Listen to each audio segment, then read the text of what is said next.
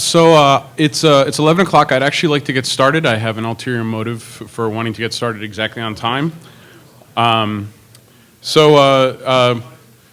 This talk is called Perl's Syntactic Legacy, with the subtitle of Using the Future to Improve the Past.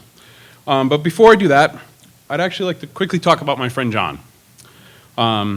In 2010, in a bar in Columbus, Ohio, at a Yapsy not unlike this one, I met John. I'd spoken to him a few times online, but this was actually the first time I met him in person, and we very soon became friends. Might have been the bourbon, might have been the beer, but who knows. And I would regularly see John at Yapsies and Perl workshops and stuff like that, and we shared a number of adventures together. Some of you may know what this hashtag means. If you don't, sorry, I'm not going to explain it. But John knows, and that's the thing. John is watching the live feed right now for us. But John is, he's more than just an attendee. He's worked tirelessly for the Perl community over the years, and in various capacities, and one of which has been, for the last 2 years, he's been the speaker coordinator. Unfortunately, this year, John cannot attend. He has an illness, as some of you may or may not know. And we, some of John's friends, we wanted to get together and we wanted to do something for him. So you may have seen this t-shirt around here. I'm wearing one myself. We made up these t-shirts. He has kidney cancer, so we're going to cut out the little kidney in the back. But we wanted to sort of commemorate this for him and sort of make him feel like he's here even though he's not. And I'm very happy to say that we have raised $785 for cancer charity of John's choice. We promise not to spend it. But in about an hour, and actually in about 15 minutes he's going to leave for the hospital, but in about an hour John's actually going to go under the knife. They're going to cut out part of his kidney, leaving him with 1.5 kidneys. While his prognosis is very good, cancer is a scary thing. Anybody who's dealt with it personally or with a loved one or something like that knows that. So what I would like to do, because John promised he would watch in the last 15 minutes before he has to leave, he'd watch this live feed. So what I'd like to do is if I could get everybody in the room, big rousing, you can say fuck cancer, you can say damn it cancer, whatever you want, but if we can all do that and show John we love him, we miss him, and we wish him the best. So ready? 1, 2, 3. Fuck cancer! Okay, thank you.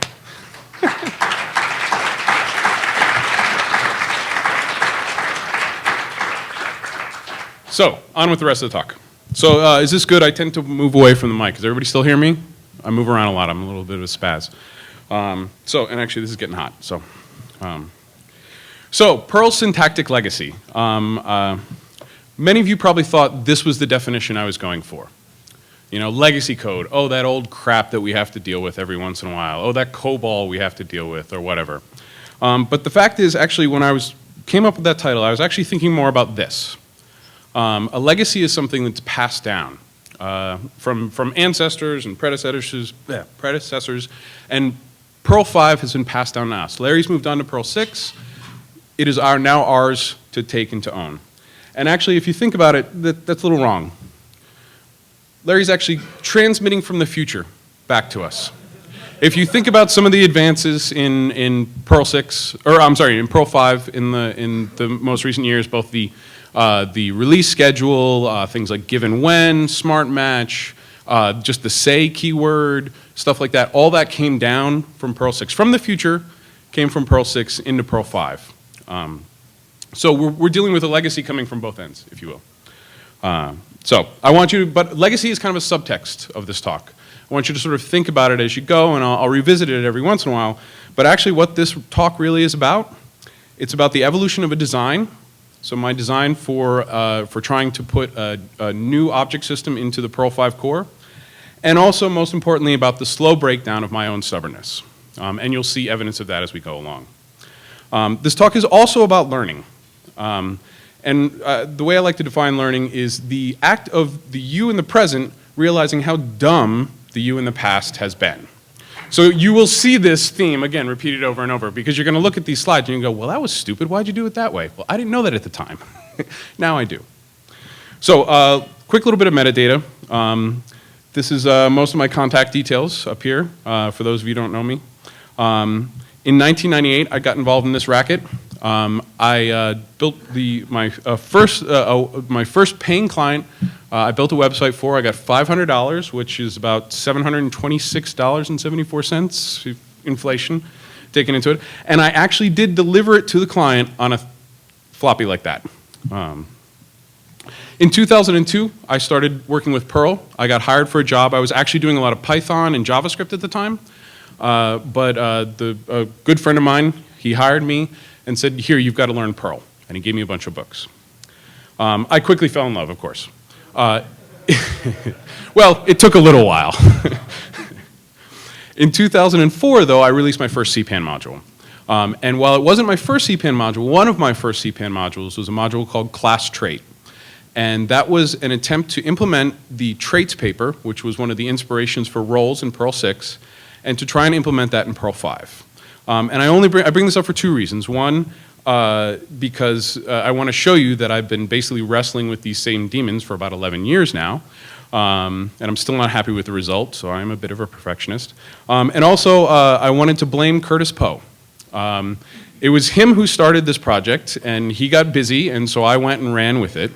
But Curtis was really, really great. He was really helpful. He helped me as a very early young CPAN author to sort of, he was one of the first people I really deeply interacted with in the community. So if you don't like what I do, please go blame Curtis. It is not my fault, it's all his fault. So then in 2005, I got involved with pugs. This is actually Sean's dog, which is named Moose. And I did a couple things in the Pugs project, but the thing that I ended up doing sort of the most work on was actually sort of looking over the Perl 6 spec and trying to figure out what the object model might look like on a meta layer. So I did a lot of book reading and a lot of prototyping, et cetera, et cetera, et cetera, for a very long time. But eventually the Pugs project sort of, it lost a bit of steam. And I had to, ultimately I did have to go back to my day job, which was writing Perl 5.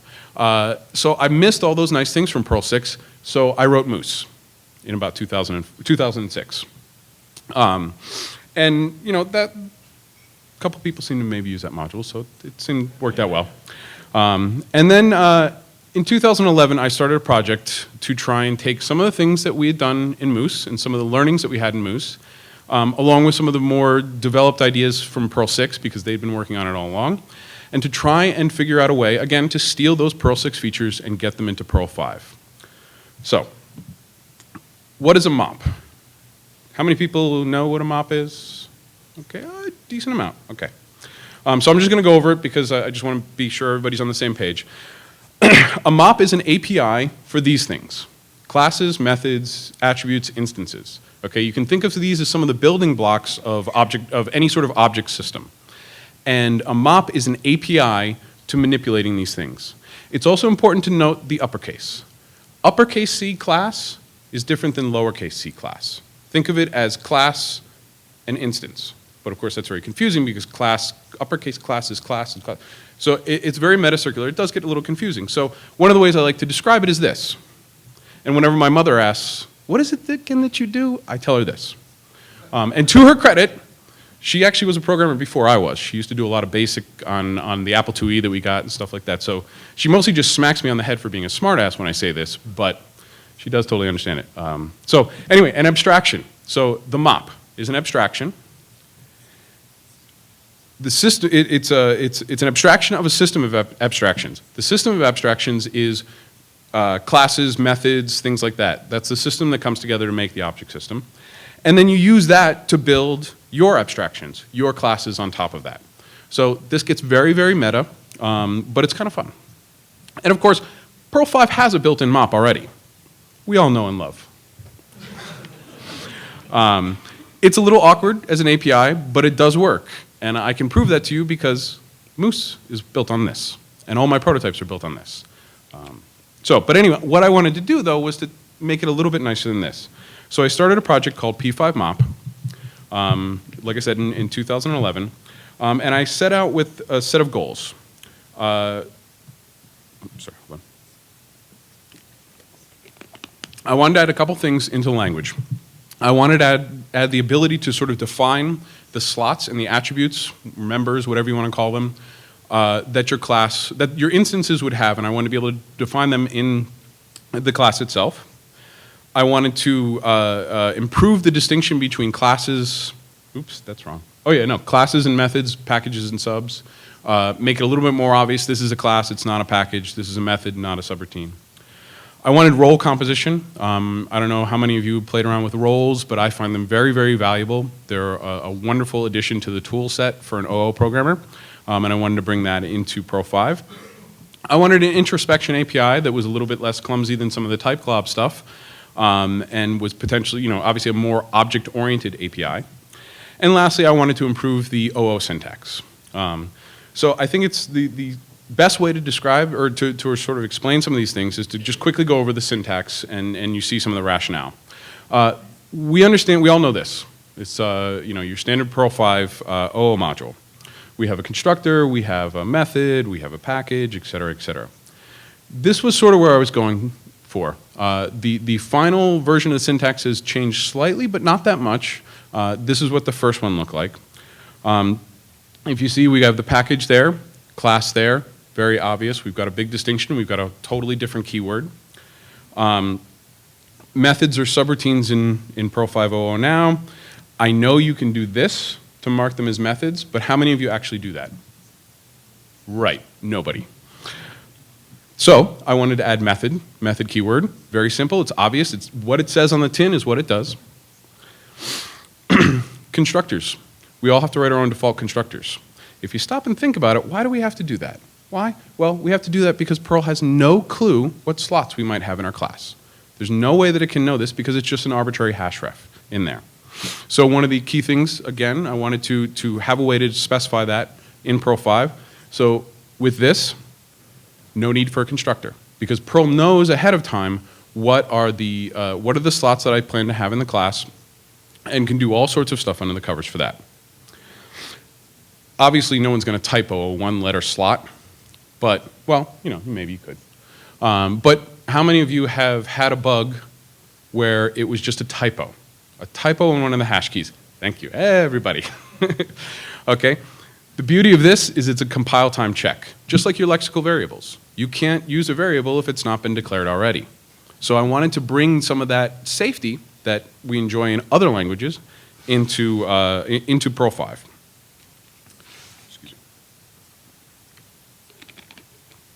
So, what I'd like to do from here, though, is I want to go over, now we're getting into the slow breakdown of my own stubbornness part. So I'm going to go over some of the different prototypes, give you an idea of the progression and where we're at right now. So I kind of consider Moose a first prototype. When Moose first started out, well, you can't really see can you see the green on there? Yeah, a little bit. Okay, I can't see the green. From my angle, I can't see it. When Moose started out, it was actually just it was an example on top of class mop. Class mop was my first attempt at building a mop in Perl 5. Of course, nobody cared about that, and so Moose grew larger.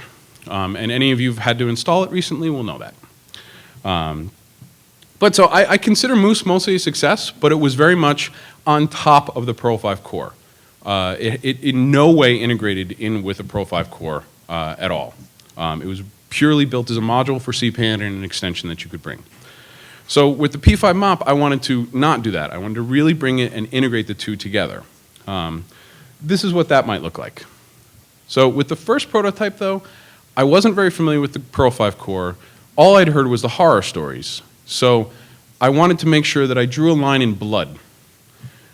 We will never cross this. We will never go into the Perl 5 core. We're going to build this nice, beautiful object system on top of it. We'll figure out how to get there later. Of course, it didn't work very well. It was a daring attempt, but no, didn't end well. It basically suffered very horribly under the weight of its own complexity. And this actually has nothing to do with my choice of not integrating it with the core. This was just me going off and being crazy. We had things like a bootstrap, a multi-stage bootstrap that would tie multiple knots as it went along and do all sorts of stuff. We had strict metaclass compatibility. Does anybody know what that is? Don't raise your hand. You two. Nobody knows, nobody cares. It's a deep meta thing that, it's sort of important, but not really enough, but it increases the complexity massively. We actually bootstrapped the mop with something we called the mini mop. So the mop was implemented in the mop so that we could have a mop, and you see where that's going. And we didn't test with real world data. Big mistake. And we kept punting the idea of how are we going to integrate with old classes. Again, big mistake. So it was fun and all, but in all this attempt to avoid the legacy and the notorious Perl core, I ended up basically not being able to have anything workable. And any time that I did have to reach into the Perl core, I had to go into some of the really ugliest parts of it. This is actually a picture of the bug that killed this project. We did a hackathon in Norway. Sean was there. Do you remember this bug? This bug was really, I don't even remember exactly what it is, but there's a couple of those hash addresses that are the same that shouldn't be. Okay. In the end, I forgot the first rule of prototypes. Throw the first one away. And then the second rule of prototypes, never use pad walker. So, this was a little disappointing. I was a little depressed. I put all this effort and everything into there, and it just sort of didn't work. And in the postmortem discussions, we actually started to think about, this complex and crazy mop. Who would maintain this? And this was something that we didn't really think, it was a mistake. We should have thought about this before. But if you're putting Perl's a tool that everybody uses. We all use all the time. It's key to certain operating systems and making them work. If we're going to add a feature to it, we have to be really careful about the complexity that we're adding.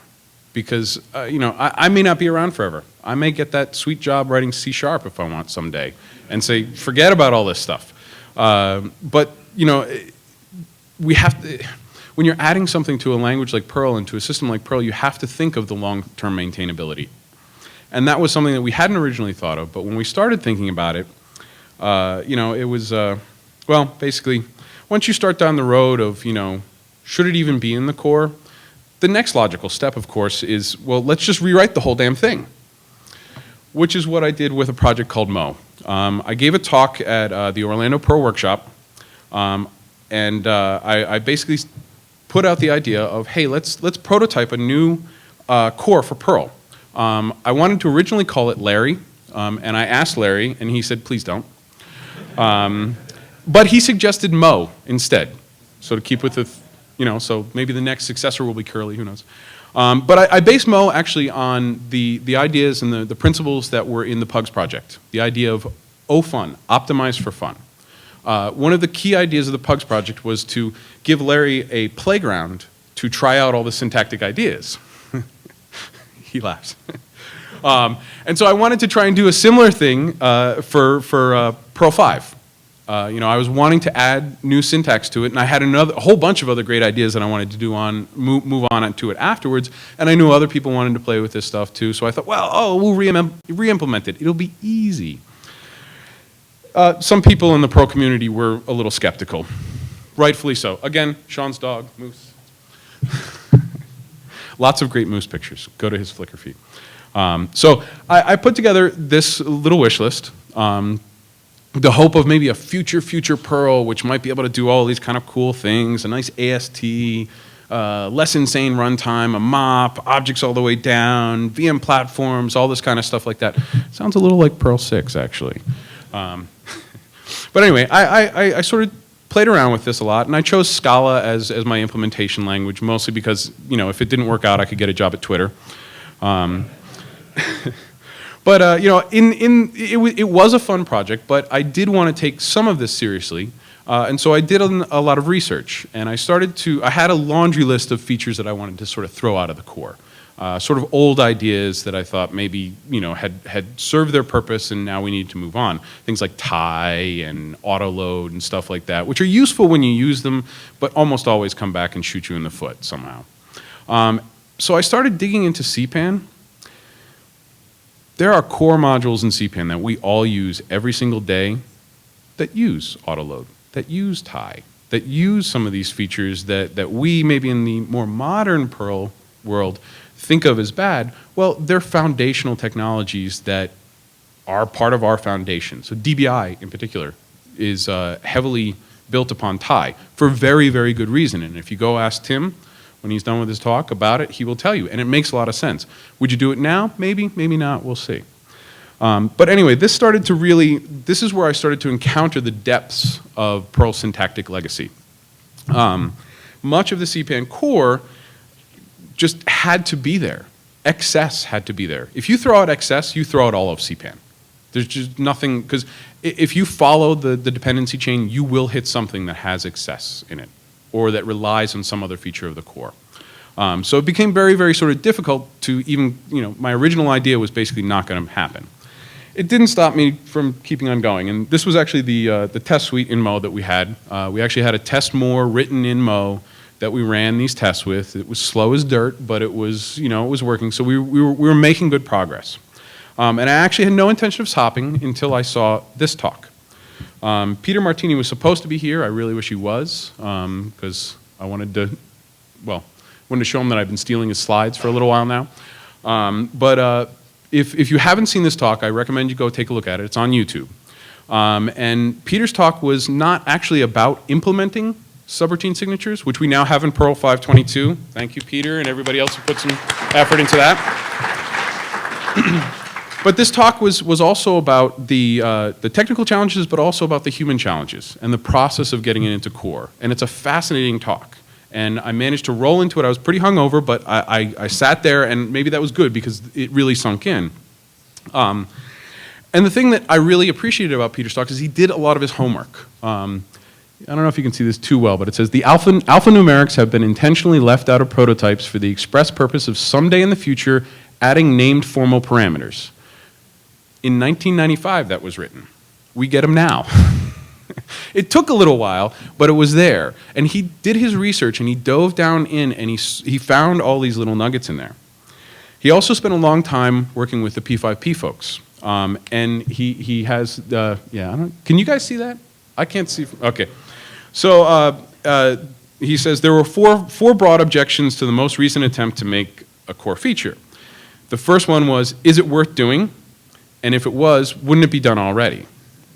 Not sure I buy that one. The core is too bloated already. Yeah, that has some validity, but I'm not sure I buy that one either.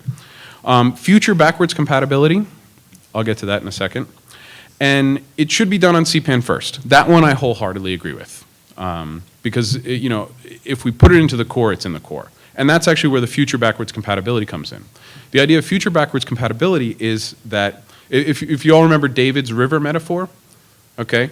He was talking about some of those core modules that are up at the top that can pollute the river. Well, Perl is sort of the source of the river. Perl is the snow on the mountain that eventually melts. If you pee into that snow, it's all eventually going to come down and pollute the whole river. So you have to be as much as you have to be really careful with some of those core, those top 50 modules, you have to be even more careful with Perl 5. And in the near term, people will start writing CPAN modules and start using your feature. Well, there you go. Now you have a backwards compatibility problem. These CPAN modules are depending upon you. You can't change it, da-da-da-da-da. Think about how long it takes for a new version of Perl to make it out into some of the Unix distributions. 3 years, give or take. So in 3 years, you potentially have a lot more of that urine-soaked snow flowing downriver into dark pan. And of course, the whole possibility of who's going to maintain this? What if I get that C# job and I go away and I've left you all with this giant pile of poo? These things have to be taken into account. So anything that you try and add to the Perl 5 core, you have to really, really think through all these steps and answer all these questions. Peter went on sort of to explain his plan. And again, I encourage you all to go watch the talk. Very, very informative. And he went into a lot of the gory details of his implementation and things like that. And as I was listening to him, I realized I had never really done that. I had never really dove deep enough into the core, and I was trying to build everything on top. And Peter's just a much smarter guy than I was. He went from the other end. So on the plane home, actually in the airport in Austin, I started fiddling around with another prototype. I initially named the repository this. And this was sort of my vision. So we remember the diagram from before. So I wanted to, I still wanted to keep it reasonably isolated because I am adding a large chunk of stuff into there, but I wanted to have it nicely integrated to various parts of the Perl core, things like that. So paying attention to what's actually there. And this is actually the code for the first prototype that I did in the airport. And I'm just going to quickly go over it. So what I'm trying to do here is figure out a way to have basically those last two lines at the bottom. The ability to put I thought maybe it was John. Anyway, so I wanted to have those last two things at the bottom. I wanted to have that lexical variable that accessed the slot of the object. So field hashes. How many of you have used field hashes? 2? Okay, good. I'm 3.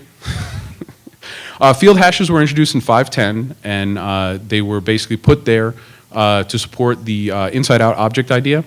And they're basically, you can put slots into, or you can store things into a hash, and they will get properly garbage collected, which was one of the issues with the inside-out objects pattern, was that you had to manually garbage collect your instances. So field hashes sort of took care of that. So I thought, okay, I can use those. How many are familiar with variable magic? Okay, so variable magic is just sort of a Perl side version of a core thing in Perl, which is magic. And magic allows you to sort of have a V table, which is the set and the data, and you cast the magic onto a particular variable, and then you can get callbacks in there. So I won't explain all the details of that there, but essentially what that did was allowed someone to write to a lexical variable and have it get populated into some sort of instance that's stored in another place. Then I had this at the beginning. I'm pulling out, that's the inside-out object pattern, where you use the object address to pull it out of the hash. Then I cast it with the magic, and then suddenly I can do that last 2 lines. And again, all that stuff is just to get those last 2 lines down there. But if you think about it, it's pretty easy to go from there to here with a little bit of sugar. We've got a preamble in the method. We've got some other stuff to set up in order to handle slots, but it's a relatively easy jump from there to there.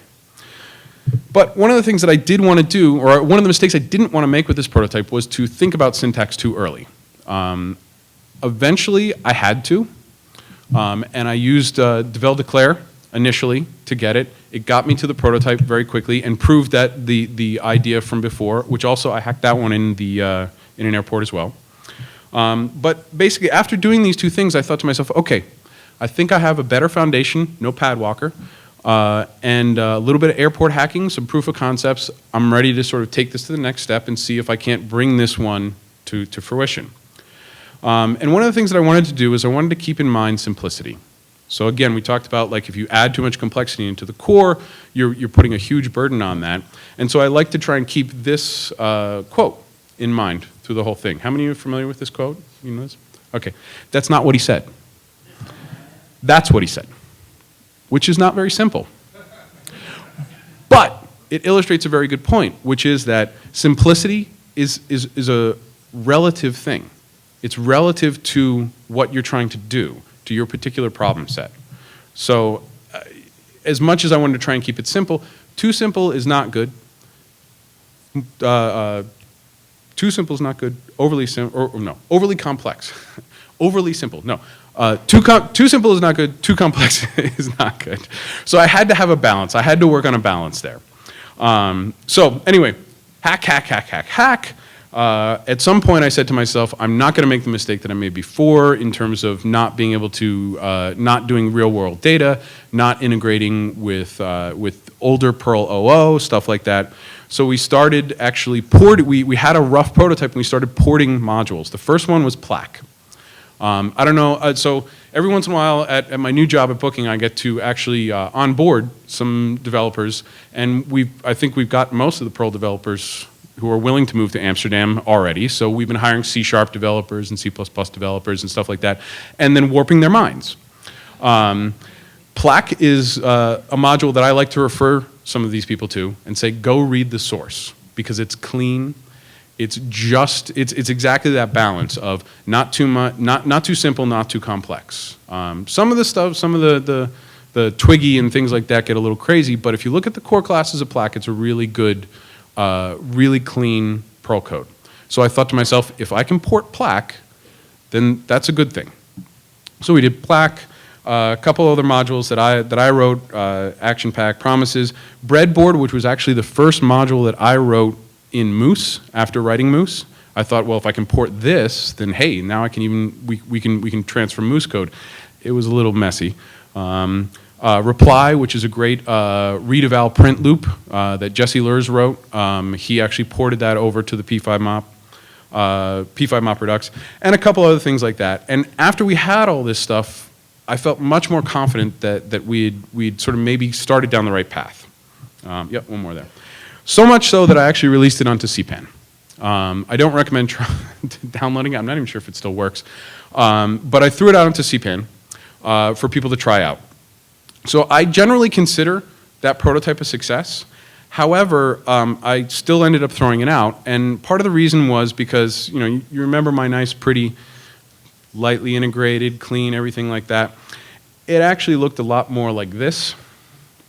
We missed the mark in a few places, stuff like that. We solved some problems I was happy with, but in the end, it really, we had to introduce some excess in there. It got a little messy. And when I actually looked at the excess in particular, I realized that we didn't have a foundation. Because, again, I had forgotten something very critical. I hadn't thought about the Seaside, C, the programming language, API that the mop might have. And I realized that I didn't really know C very well. I didn't know Access very well. I didn't know Perl, the Perl core very well. So there were some dark times after this. I decided I need to learn this. I can't rely on other people to help me, and I can't rely on the rumors and the anecdotes and the horrible stories about the core. So I spent some time learning the dark arts. And this also coincided with my trip to Amsterdam, so this book was very appropriate. Actually, my moving to Amsterdam. In the tradition of these little diagrams, this is how this one kind of worked out. Not very well. Lots of seg faults. Lots of seg faults and tears. Seg faults and tears. But the thing was, I learned. I was learning Access. I was getting more comfortable with the core, and I was getting more familiar with what it was that I was trying to do. So after I sort of got myself and my family settled in Holland, I started on another project. This was originally the name of the folder, and just because, I don't know, I was just being silly with myself, and I thought, you know what? I'm just going to leave it there. So if you go on GitHub, that's the name of the repo. So I want to come back quick to Peter's talk, and a point that he made that I didn't actually digest until a little bit later, which was that features can actually be added incrementally. You don't need to get the whole thing in. And like I said, I kind of wish Peter was here because I know Peter has visions for the next step with subroutines. And I used to live in the New York City area, and Peter, he lives on New Jersey, I lived in Connecticut, so we were sort of on the other side. But every once in a while, we were both find ourselves in New York City, and so we'd have lunch, and we'd talk. And he told me about all these ideas, and I thought to myself, you're smart to not tell anybody else about that. And he had longer term plans. Maybe they'll come to fruition, maybe they won't. Well, time will tell. But patience. Patience was a key thing that he had that, again, I didn't have. So again, I learned from him. And two, and anybody who's worked in a large code base, a large legacy code base, and especially a large legacy code base that's making money, risk. Risk is an important thing. The least amount of change for the maximum amount of benefit, because the more you change, the more you increase the risk. So Peter was smart. He wanted to start small and go from there. So I decided to take that really to heart. And so as I entered into this P5 mop, seriously, what the fuck, I decided to take a different approach. Instead of building a bunch of features, I decided to look to see if they might already be there. How many of you know about this feature? Pre-declaring subs, right? Super simple. If you're familiar with roles, roles have a concept of required methods. So when you create a role, you can require that any class that you compose the role into is required to implement that method. It's sort of if you've worked with abstract-based classes and other languages, stuff like that, you'll see some of those things where you create an abstract method, but you don't actually implement it. So I thought, hey, I wonder if I could do that here. And lo and behold, throw a little devel peek at it, and look, the root is null, meaning there is no body to this. So that's not easy to figure out from the Perl side. You basically have to run the subroutine and it blows up at you and you go, oh, okay, it doesn't have a body. Well, from the XS side, from the internals, it's very easy. It's very simple. You can find it there. So cool, there we go, feature number 1. This, which I talked about before, again, nobody uses it. I don't even really like the syntax so much, but if you look again in the core, hey, it's flagged as a method. So again, boom, feature number 2.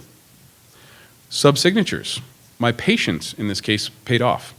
This is the diff from there, okay? All I had to do was wait long enough, someone else implemented it, I could get rid of all that code in there. So boom, 3 features. I haven't written a lick of code, and I found 3 features buried in that haystack of the Perl core. So I thought, oh, okay, all right, I'm on a roll here, I'm gonna keep going. Now, the syntax, maybe it's not what you want, but that's okay. That's sugar. We can add that later. We have the features. So I thought to myself, okay, roles. So we have inheritance. We stuff it into the @isa. Roles, we can kind of borrow that same idea. Put it in a @does, okay?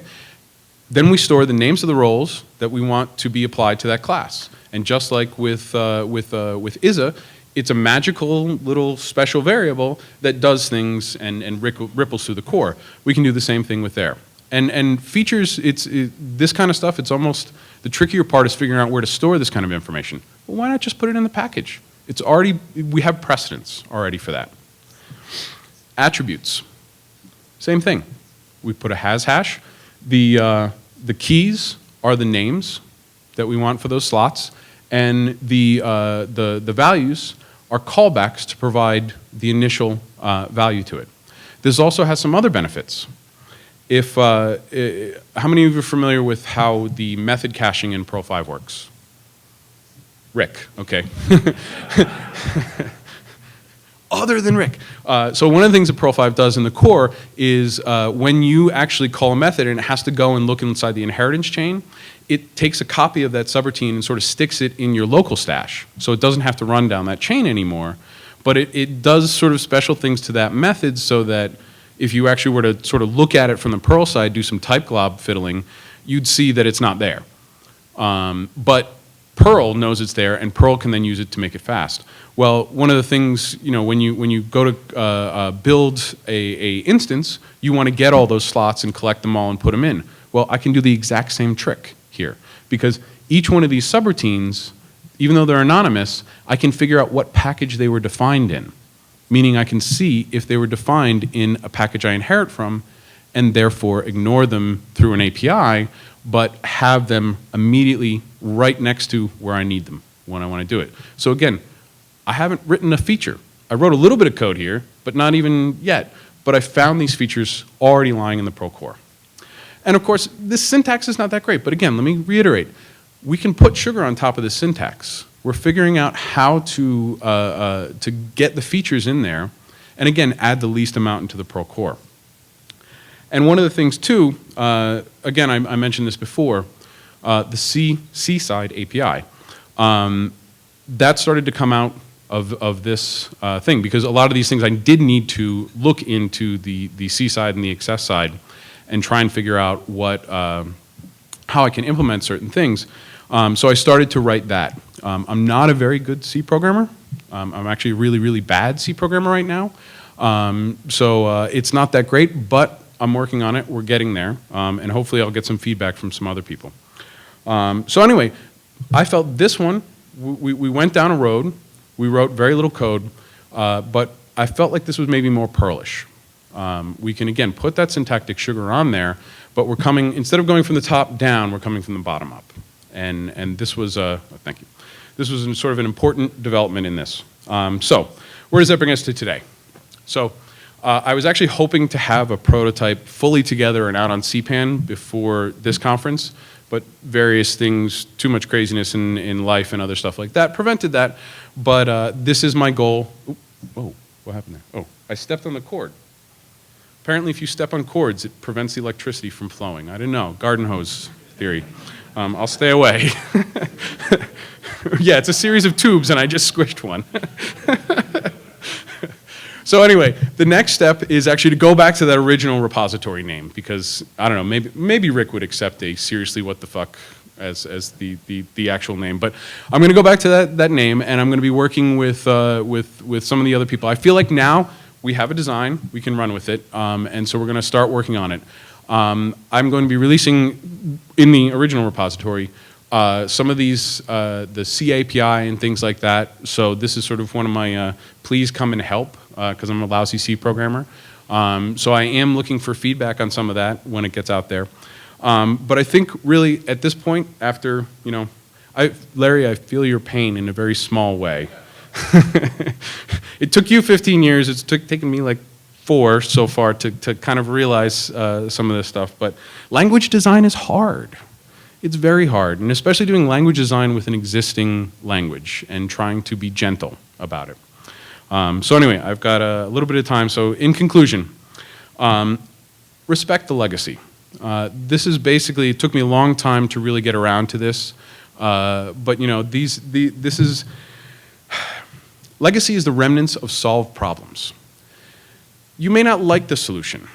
You may be completely revolted by the solution, but it's there and it's working, and especially if it's making money. That's what a lot of it comes back to. It's making money, it's useful to other people. It took me a while to really get this and grasp this, but I think this is an important lesson for anybody who ever wants to add a feature to Perl 5. Respect the legacy. Dig into that code. It's horrible sometimes, but it makes sense, and you see a lot of good stuff in there. I also want to make one point, which I didn't realize until later. If you think about it, most of the OO conventions that we're used to came from Java. That's been one of the more popular OO taught languages, stuff like that. It didn't exist when Larry designed the OO features in Perl 5. So, you know, as much as I was sort of going for some of that syntax and some of those features, I forgot that we came before that. And so I had, again, respect that legacy and see some stuff. I also want to, and this is a lot of conclusion stuff, sorry. Rick and I were at FOSDEM, and ADA 95, how many of you know ADA 95? Okay, or ADA in general. So ADA, for whatever reason, at some point after I taught myself JavaScript when I was first doing this stuff, and I thought, well, I want to learn another language, and I saw an ADA book, and I started reading it. I really had no intent of doing missile guidance systems, or airplane systems, which I think is all ADA is used for. It was a language I've always liked. So Rick and I went down, and they made a point. One of the guys, when he was going over the intro to ADA talk, that ADA, the object orientation in ADA is a design pattern. So in ADA, you have things called tagged records, which are the instance types, very similar to blessed hash refs. You have packages, which contain all the methods. And they actually don't have the instance.method calling syntax in ADA 95. It's fully qualified package name, and your instance is the first variable in it. Sound familiar? Very much like Perl 5. But it was interesting, the idea of it being a design pattern. It wasn't necessarily a language feature. It was a design pattern that all other ADA programmers understood and followed. So they almost didn't have to add object orientation into the language. They did eventually, add some sugar into it. I think it's ADA 2005, added some sugar to it, but they waited. And you know, obviously the risk with adding something to ADA is even more because, you know, all of us when we fly home, the plane you're in probably runs ADA. Okay, you don't want risky stuff in there. So anyway, that was just another point. And then the final point that I want to make in conclusion is Larry said at one point, what makes a good Perl programmer? Capital Perl programmer, capital P Perl programmer. Laziness, impatience, hubris. I would like to add another thing to that, which is what makes a good lowercase Perl programmer, meaning a core hacker. Do the hard work, patience. Cannot stress that enough. When you start digging through those C files in the Perl core, you have to have a lot of patience and humility, because it is the legacy of the solved problems in the Perl core is huge and long. And you have to have the humility not to look at that and think, what are they doing there? That's crazy. Like, it's all there for good reason. It may be a little weird, but it's all there for good reason. So, anyway, with that, that's the end. And I think I have a little bit of time for questions if people want to. Oh, yeah, I got 5 minutes for questions if people want to, or we can just leave it at that and go from there. No? Good? Okay. Oh, Larry has a question. Yes.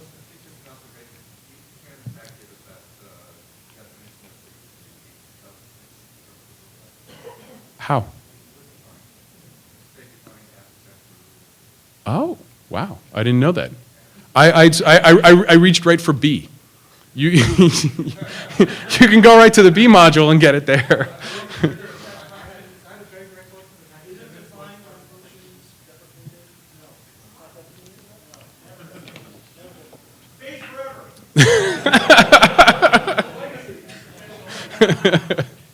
Okay, cool. It didn't even occur to me that might be there. So, cool. Yep.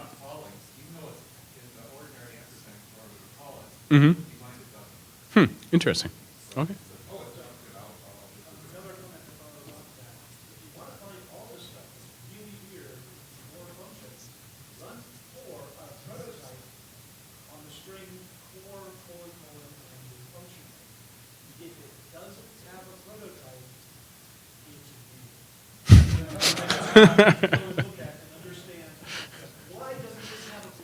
Right.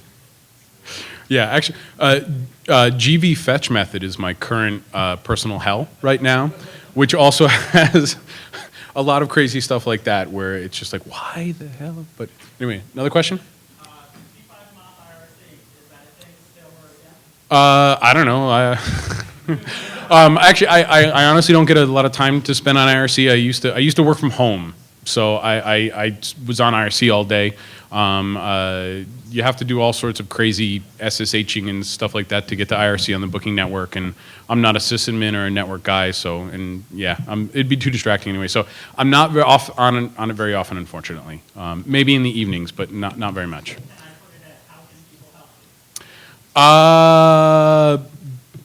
GitHub issues are probably better because they allow us to sort of archive the discussion.